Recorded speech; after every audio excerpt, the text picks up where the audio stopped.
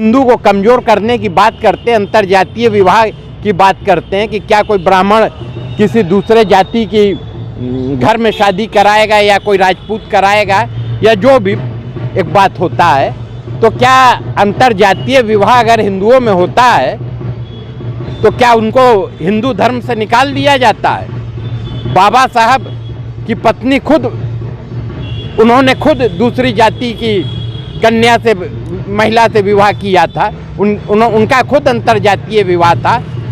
सपा के राष्ट्रीय अध्यक्ष ने अंतर्जातीय विवाह किया। ऐसे लोगों को सांसद विधायक बनाना चाहते हैं जो हिंदुत्व पर कुठाराघात करे, जो हिंदुत्व को कमजोर करे, जो बांग्लादेश में हालात खराब करे।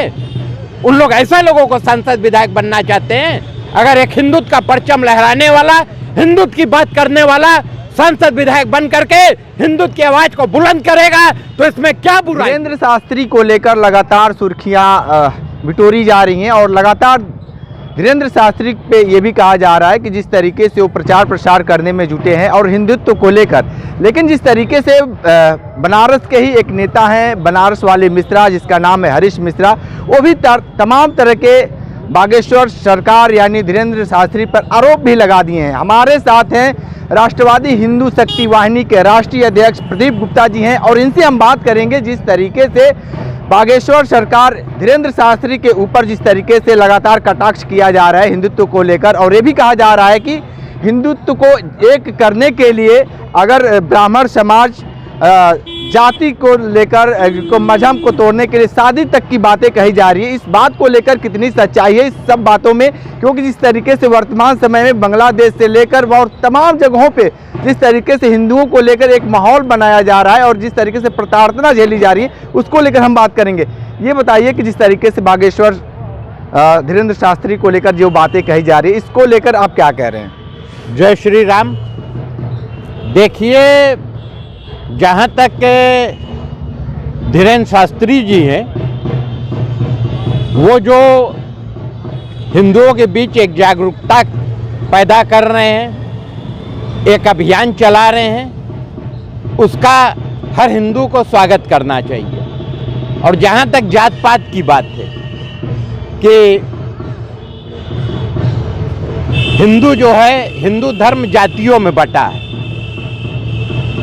तो मैं ये सवाल उन लोगों से करना चाहता हूं जो जात में बांट करके हिंदू को कमज़ोर करने की बात करते हैं, अंतर्जातीय विवाह की बात करते हैं कि क्या कोई ब्राह्मण किसी दूसरे जाति की घर में शादी कराएगा या कोई राजपूत कराएगा या जो भी एक बात होता है, तो क्या अंतर्जातीय विवाह अगर हिंदुओं में होता है तो क्या उनको हिंदू धर्म से निकाल दिया जाता है?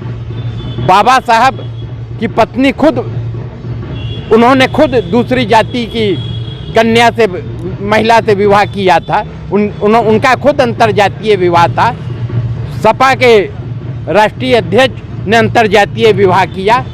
और जहाँ तक के जात के आधार पर हिंदुत्व को कमज़ोर करने की बात की जाती है, देश में सेना के कई अंग हैं, कई ब्रिगेड हैं, सारे ब्रिगेड अलग अलग हैं, मगर जब देश पे संकट आता है तो सेना के सारे ब्रिगेड एक हो जाते हैं। वो अलग नहीं होते हैं, वो एक होते हैं। अगर किसी डॉक्टर पर कोई संकट आता है, उसके साथ कोई पीड़क कार्रवाई होता है, तो ये नहीं है कि वो डॉक्टर हृदय का है, वो किडनी का है, वो यूरिन का है, सारे डॉक्टर एक हो जाते हैं। अगर किसी पत्रकार पर आज अगर आपके ऊपर कोई संकट आएगा तो जो प्रशासनिक पत्रकारिता कर रहा है, जो खेल जगत की पत्रकारिता कर रहा है, वो भी आपके साथ खड़ा होगा कि नहीं, ये सवाल मैं आपके साथ करता हूँ। लेकिन जिस तरीके से जो बताया जा रहा है, जो भेदभाव है, उस भेदभाव को कैसे दूर किया जाएगा? इसीलिए तो सारे लोग कह रहे हैं कि एक प्लेटफॉर्म की बात कर रहे हैं, हिंदुत्व की बात कर रहे हैं, सनातन की बात कर रहे हैं, तो कह तो रहे हैं कि अंतर्जातीय शादी करिए, सभी लोग एक हो जाएंगे। देखिए, इस समय जब देश में और पूरे विश्व में सनातनियों के ऊपर एक संकट खड़ा है, जिसको हम लोग बांग्लादेश में देख रहे हैं कि हमारे हिंदू साथियों के साथ क्या हो रहा है, हमारे धर्म गुरु के साथ क्या हो रहा है, कि अगर उनकी वकालत करने के लिए कोई, उनकी बात रखने के लिए न्यायालय में कोई वकील खड़ा हो रहा है तो उसकी हत्या सरेराह कर दी जा रही है।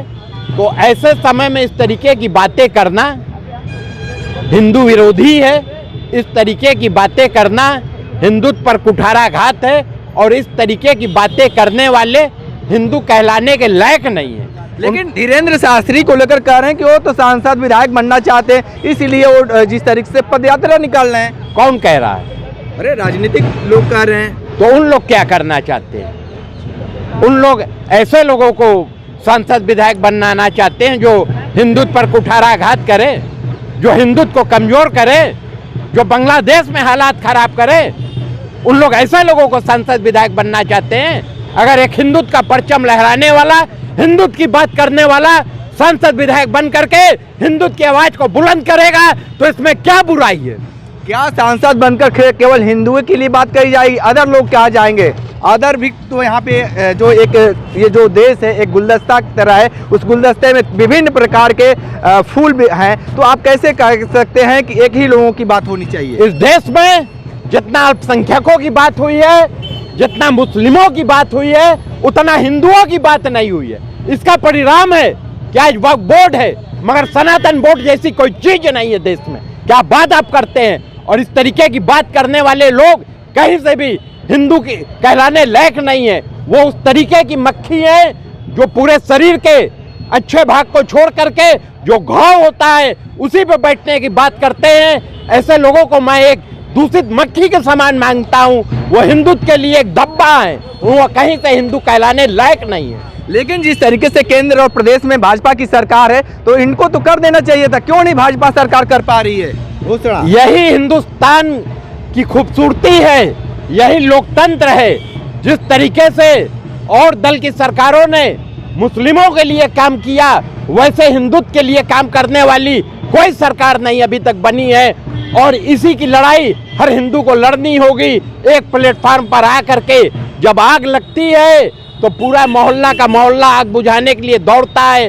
वो ये नहीं देखता है कि हम किस जाति के हैं, हम किस परिवार के हैं। तो जब हिंदुत्व पर संकट आया है, हिंदुत्व के अस्तित्व पर आग लगी है, तो हम सबको मिल करके जात पात से ऊपर उठ करके हिंदुत्व के बैनर पर, हिंदुत्व के मंच पर खड़े होकर के लड़ाई लड़ने का काम करना पड़ेगा।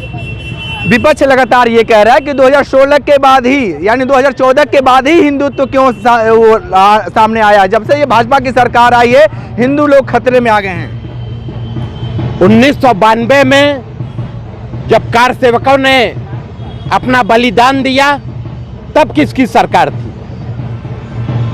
जब कार सेवकों पर अयोध्या में गोली चली तब किसकी सरकार थी? इससे पहले क्या हिंदुत्व की लड़ाई लड़ने वाले नहीं थे? इस देश में आरएसएस जैसा हिंदुओं का बड़ा संगठन रहा। 1925 में हेगड़ेवार जी ने नेहरू जैसी, जिन्ना जैसी शख्सियत के खिलाफ आरएसएस खड़ा करने का काम किया। इस तरीके की बातें कहने वाले बुज़दिल हैं, हिंदुत्व विरोधी हैं और हिंदुत्व के लिए एक बदनुमा दाग हैं। लेकिन क्या मानते हैं, जिस तरीके से एक विपक्ष लगातार हमलावर है भारतीय जनता पार्टी पे, क्या कहेंगे हिंदुत्व को लेकर? इसलिए कि विपक्ष के पास हिंदुओं के विरुद्ध बोल करके वोट बैंक जुटाने के अलावा कोई मुद्दा नहीं है। विपक्ष जब जब इस देश में सरकार में बैठा है उसने हिंदुत्व विरोधी कार्य किए हैं, तो वही उसको आदत पड़ गई है और उसी आदत के तहत वो ये फिर इस सिक्के को चलाना चाह रहा है। और उसके जो नुमाइंदे हैं, जो उसके छोट भैया नेता हैं, वो घूम घूम करके गलत प्रचार प्रसार हिंदुत्व के विरुद्ध कर रहे हैं। और इसको सच्चा हिंदू कभी बर्दाश्त नहीं करेगा, सच्चा सनातनी कतई बर्दाश्त नहीं करेगा और मुंह तोड़ जवाब देगा। आज बांग्लादेश पर तो कोई नहीं बोल रहा है जो हिंदुओं पे अत्याचार हो रहा है। कौन विपक्ष का बड़ा नेता बांग्लादेश पर बोल रहा है? उसके ऊपर तो कोई नहीं बोल रहा है। आज उनके पास सिर्फ एक मुद्दा है, कैसे हम हिंदुत्व को कमजोर करें, अपनी टीआरपी बढ़ाए, मुस्लिम तुष्टीकरण की नीति को बढ़ावा दे, जिससे पुनः ये इनके प्रकीर्ण हम सरकार में आए। केवल उनका वो राजनीतिक नजरिए से देख रहे हैं उनका ना कोई जात है, ना उनका कोई धर्म है, ना उनका कोई संस्कार है, ना कोई उनका ईमान है। वो पूरी तरह से हिंदुओं के लिए कलंक है। और जब तक हिंदू इस कलंक को नहीं धोएगा, हिंदू नहीं जागेगा, तब तक बांग्लादेश में जैसी घटनाएं होती रहेंगी। और इस समय केवल भारत के नहीं, विश्व के हिंदुओं को एक साथ आने की जरूरत है, एक मंच पे आने की जरूरत है। और इस संकट की घड़ी में हर हिंदू को मिल करके इतना डर कैसे आ गया हिंदुओं के पास? इतना डर ऐसे नेताओं के वजह से आ गया, ऐसे राजनीतिज्ञों के वजह से आ गया। और ये डर नहीं है, ये जो परिस्थिति है इसमें ये चेतना का संचार है। और धीरेन्द्र शास्त्री जी एक हिंदुत्व के लिए जो कार्य कर रहे हैं, उनकी जितनी प्रशंसा की जाए कम है। सनातन बोर्ड की मांग तेज हो गई है, क्या कहेंगे इसके लिए? सनातन बोर्ड की मांग तेज हुई है, इसका हम सभी समर्थन करते हैं। और ये देश के लिए, हिंदुओं के लिए बहुत दुर्भाग्य है कि इस देश में एक तरफ मुस्लिम तुष्टीकरण के लिए वक्फ बोर्ड का गठन होता है, उनको पूरी ताकत दी जाती है। आज उसी ताकत का नतीजा है कि उदय प्रताप महाविद्यालय पर यह मुस्लिम वक्फ के नाम पर अपना दावा ठोक रहे हैं। ये विपक्षी सरकारों की देन है कि आज भी उनका मनोबल इतना बढ़ा है। आज पूरे देश में खलबली मची हुई है कि कैसे हिंदुओं को एक होने से रोका जाए। तो निश्चित रूप से सनातन बोर्ड बनना चाहिए, अब नहीं बनेगा तो कब बनेगा। ठीक है, तो आप सुन रहे थे, बहुत सारी बातें बताए हैं प्रदीप गुप्ता जी। जिस तरीके से हिंदुओं को लेकर लगातार ये अपनी जो बेबाक अंदाज है लगातार बोलते रहते हैं, और जिस तरीके से विपक्ष पे इन्होंने तमाम आरोप भी लगाए हैं। विशेष इंटरव्यू कर रहे थे, तो हमारे साथ बने रहे कांडी बनारसी के साथ। हमें दीजिए इजाज़त, नमस्कार।